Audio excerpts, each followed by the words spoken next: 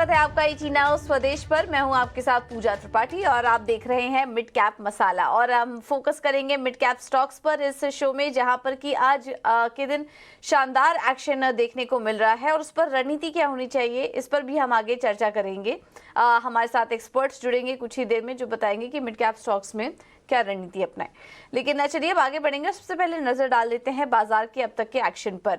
और आज हम देख रहे हैं कि बाजार में दायरे में कारोबार हो रहा है। निफ्टी 18,350 के नीचे इस वक्त कारोबार कर रहा है। अगर ऊपरी स्तरों से देखेंगे तो करीब करीब 50 अंकों से ज्यादा की कमजोरी इस वक्त निफ्टी में देखने को मिल रही है। और वहीं बैंक निफ्टी में भी कमजोरी है। आज बैंक निफ्टी भी करीब 43,900 के नीचे और 12 में से 10 शेयर्स आज कमजोरी के साथ बैंक निफ्टी में कारोबार कर रहे हैं। Mid cap index record high पर हैं और 100 अंकों की तेजी वहां पर भी है। आज मिड कैप 100 की बात करेंगे तो वहां पर ऑल टाइम हाई लेवल्स हम देख रहे हैं। निफ्टी के बनस्पत अगर देखें तो मिड कैप स्टॉक्स आज अच्छी तेजी के साथ कारोबार कर रहे हैं।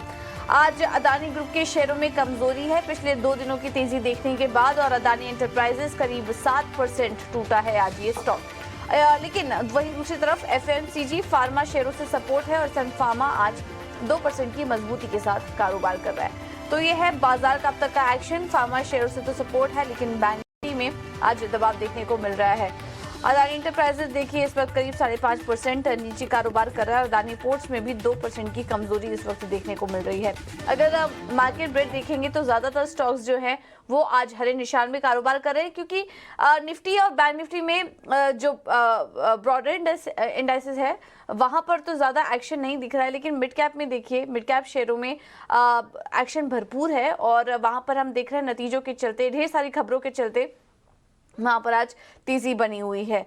कुछ ही देर में हम उन स्टॉक्स पर चर्चा भी करेंगे, लेकिन सबसे पहले अब नजर डाल लेते हैं एक्सपर्ट को शामिल करने का और उनसे हम समझेंगे 3 घंटे का ट्रेड।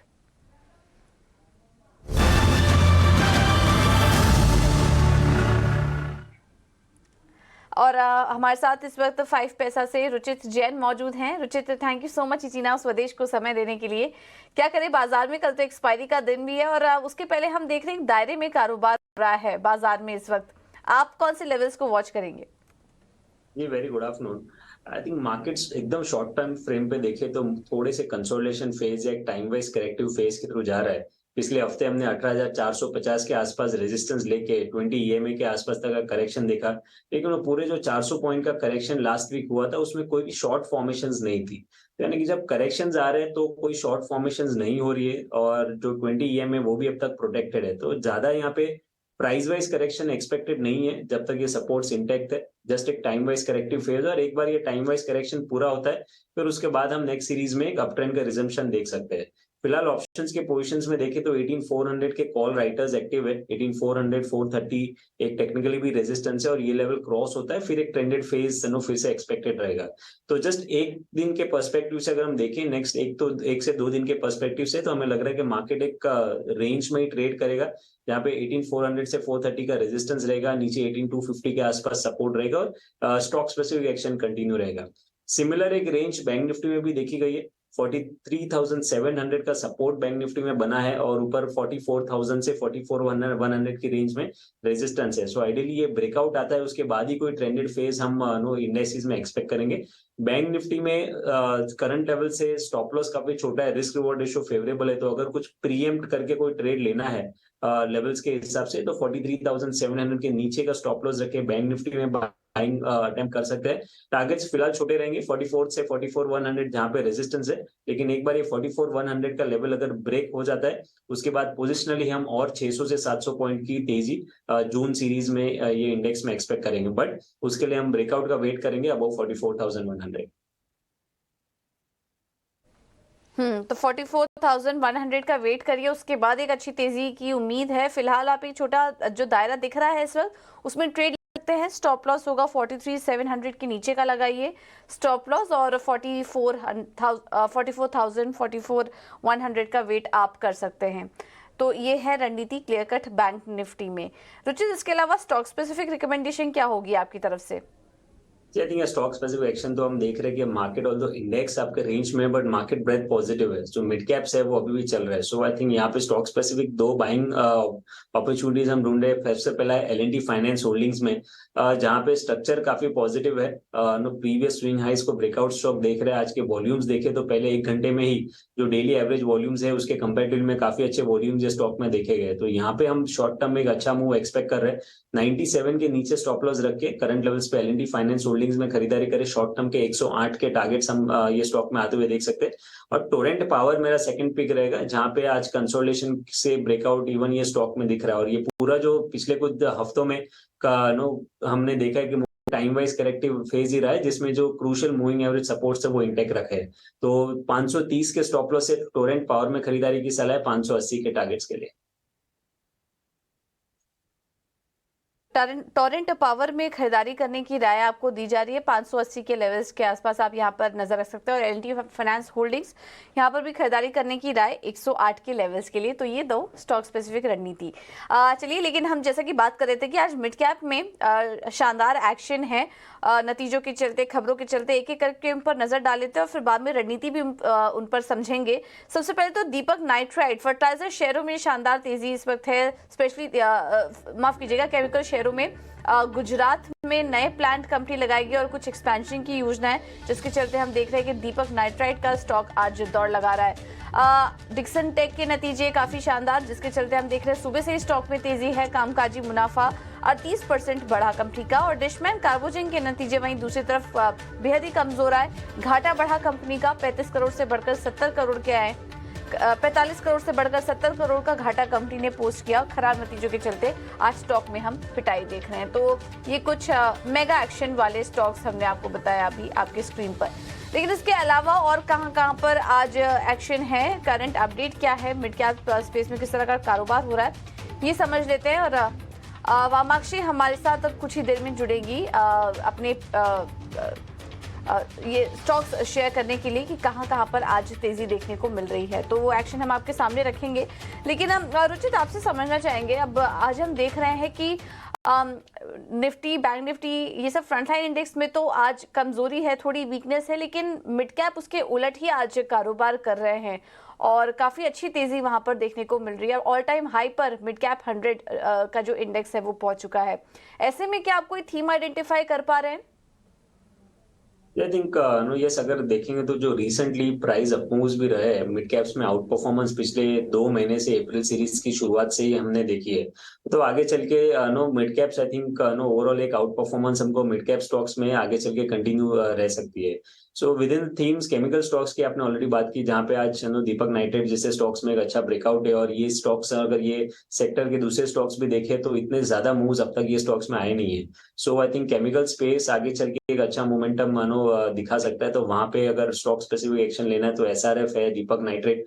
दीपक नाइट्रेट अब थोड़ा और ऑलरेडी ऊपर है, लेकिन अगर कुछ डिप्स आते हैं तो बाय एंड डिप्स की स्ट्रेटेजी वो स्टॉक में रख सकते हैं। इवन SRF का चार्ट स्ट्रक्चर काफी अच्छा है, पोजिशनली हमने नीचे लेवल से काफी बाइंग इंटरेस्ट स्टॉक में देखा है। तो ये एक थीम आप शॉर्ट टर्म में या जून सीरीज के लिए अगर आप नेक्स्ट 1 महीने के पर्सपेक्टिव से लेके चले तो अच्छे रिटर्न्स उसमें बन सकते हैं। राइट, तो दीपक नाइट्राइट 9% ऊपर है। और हम आपको थोड़ी देर बता भी रहे थे, दहेज में स्पेशलिटी केमिकल लगाने की योजना है और क्षमता विस्तार की योजना है। जब ये खबर आई स्टॉक 9% ऊपर आ चुका है।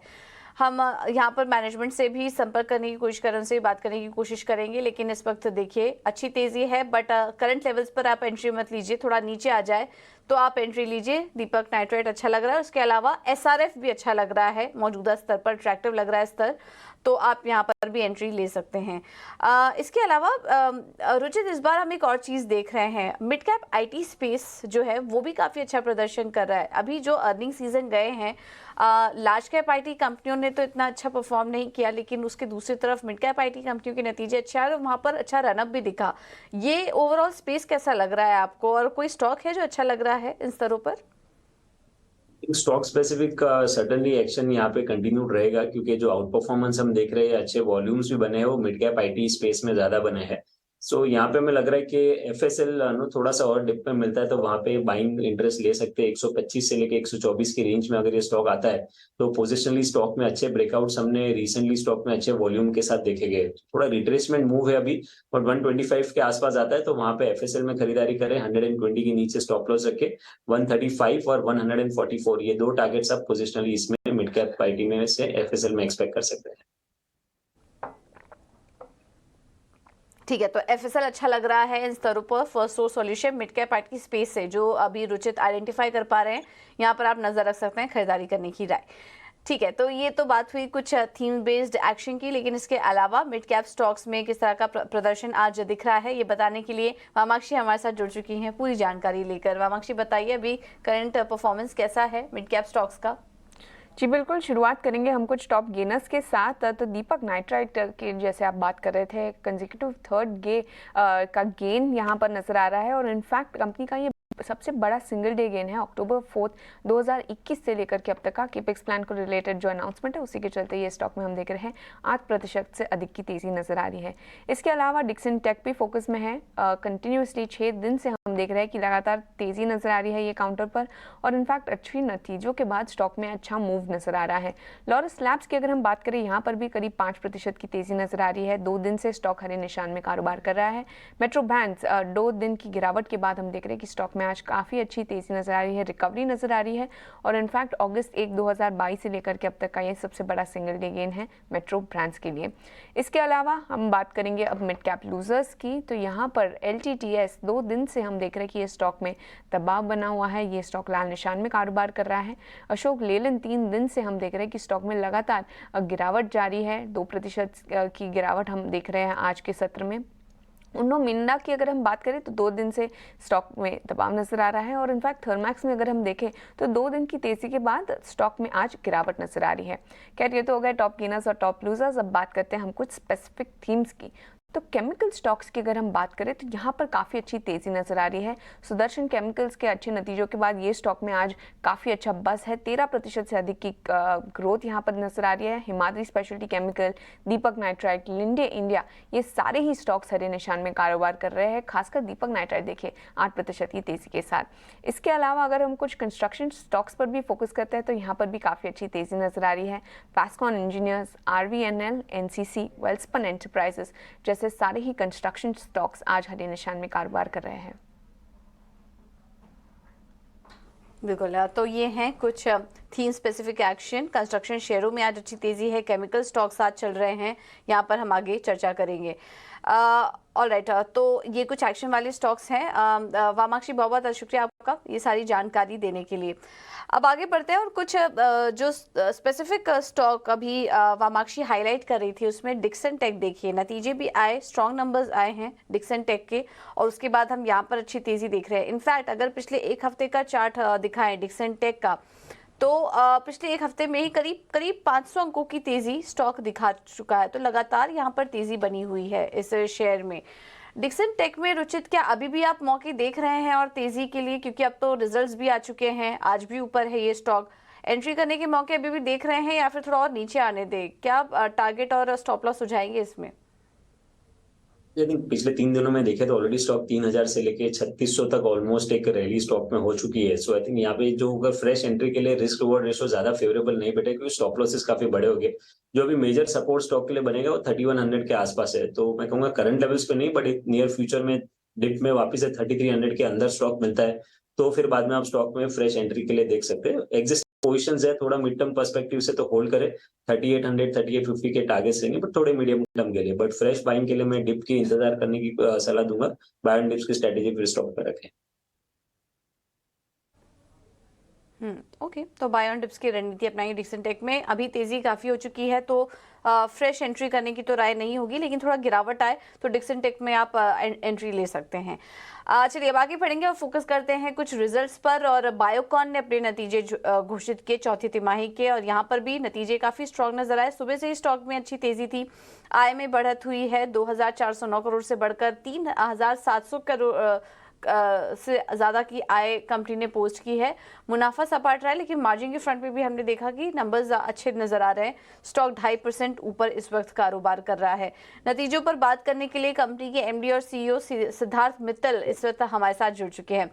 Siddharth, thank you so much ET now Swadesh को समय देने के लिए। अगर स्पेसिफिक आपके सेगमेंट्स की बात करें तो बायोकॉम बायोलॉजिक्स में हमने इस बार देखा कि आप वापस से स्टेक सेल होने की बात की जा रही है FY24 में। क्या इसके बारे में पहले आप कुछ बता पाएंगे, इसके बाद हम नतीजों पर भी बात करेंगे।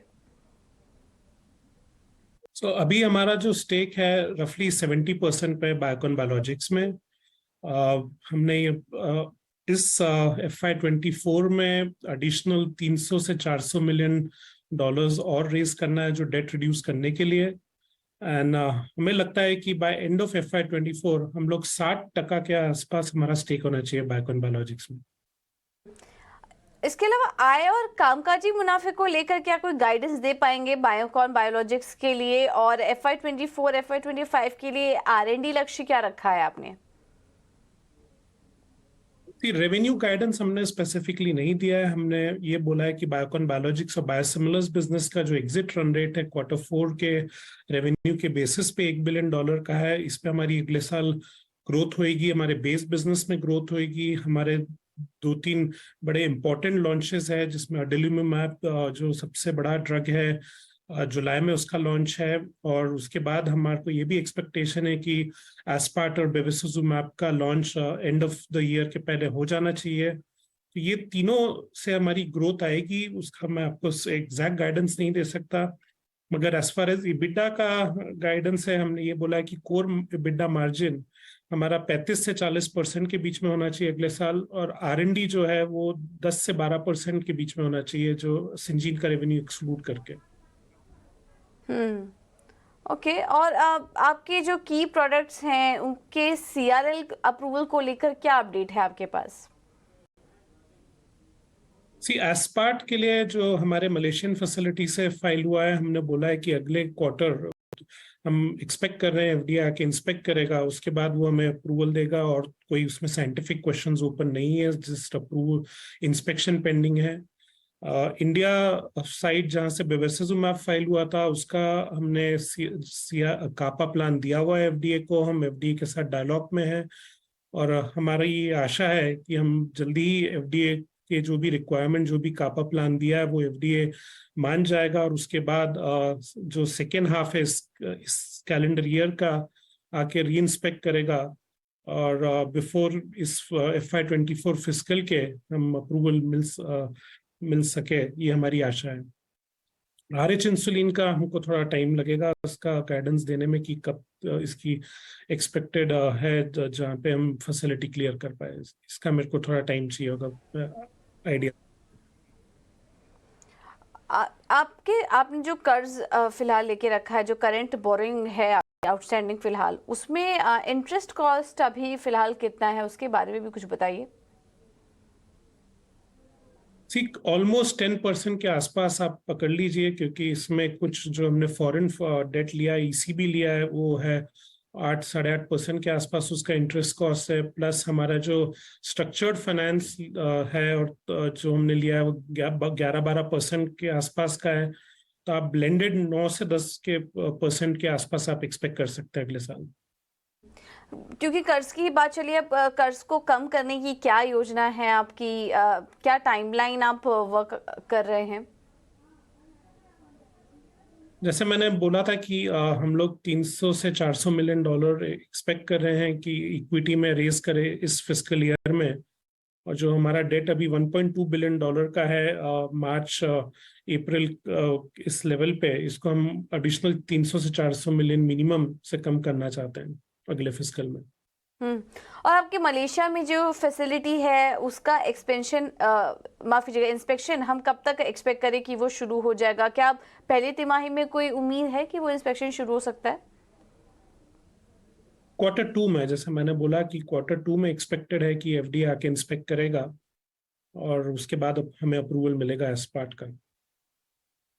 और इसके अलावा प्राइस को लेकर भी क्या आउटलुक है आपका? क्या बेस बिजनेस में आप किसी तरह का कोई प्राइस इरोजन देख रहे हैं?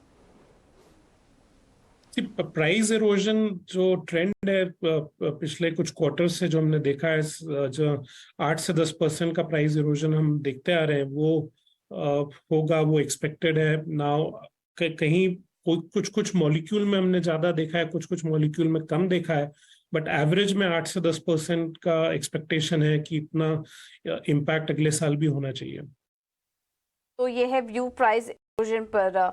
ऑल राइट, अब बहुत बहुत शुक्रिया सिद्धार्थ आपका समय देने के लिए और नतीजों पर और आगे के गाइडेंस पर भी हमारे साथ चर्चा करने के लिए बहुत बहुत धन्यवाद। तो ये थे बायोकॉन के मैनेजमेंट और नतीजों के बाद हमने देखा जब नतीजा है स्टॉक में मजबूती है और अभी भी 2.5% के ऊपर स्टॉक टिका हुआ है, अच्छी मजबूती के साथ आज कारोबार कर रहा है। रुचित, बायोकॉन पर क्या व्यू बन रहा है आपका? यानी price wise corrective fares already stock में हमने पिछले कुछ महीनों में देखा है और स्टॉक ने अभी 200-220 के रेंज में काफी अच्छा सपोर्ट बेस बना है।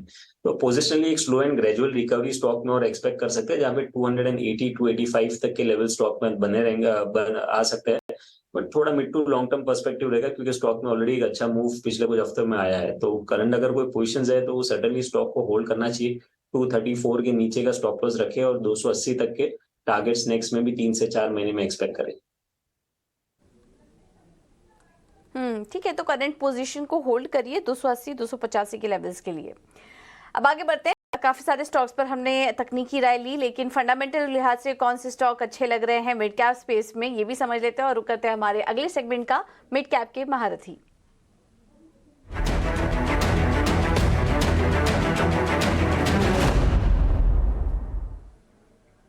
और मिड कैप के महारथी शेयर बताने के लिए हमारे साथ एसबीआई सिक्योरिटीज से सनी अग्रवाल जुड़ चुके हैं। सनी, गुड आफ्टरनून, बताइए।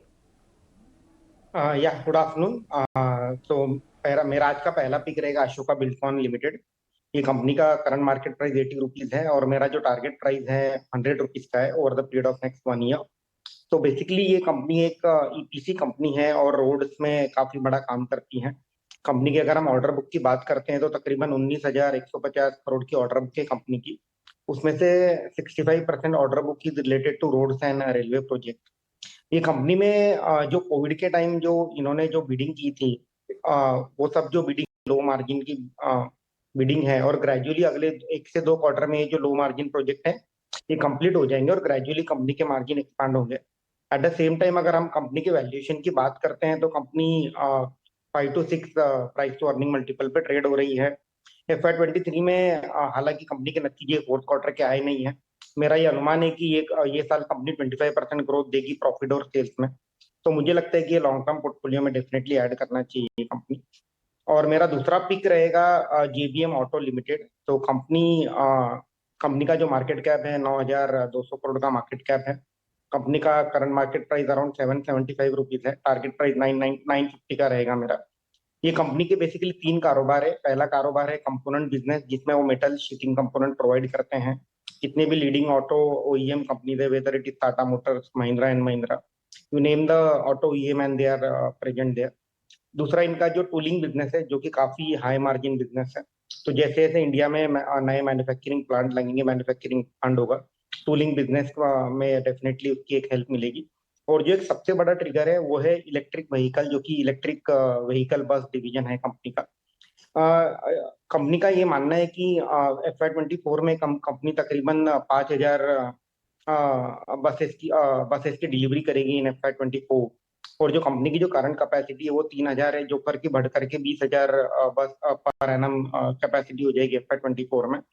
तो इसके चलते हुए हमें ये स्टॉक अच्छा लगता है। लॉन्ग टर्म के लिए डेफिनेटली पोर्टफोलियो में ऐड करना चाहिए। All right, thank you Sunny आपका ये रिकमेंडेशन के लिए। तो दोनों ही थीम्स इस फ्लेवर में भी हैं।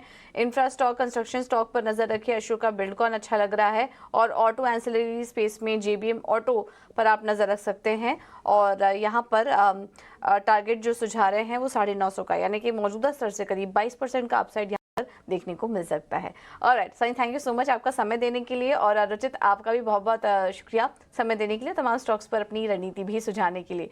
तो फिलहाल मिड कैप मसाला में इतना ही। एक छोटे से ब्रेक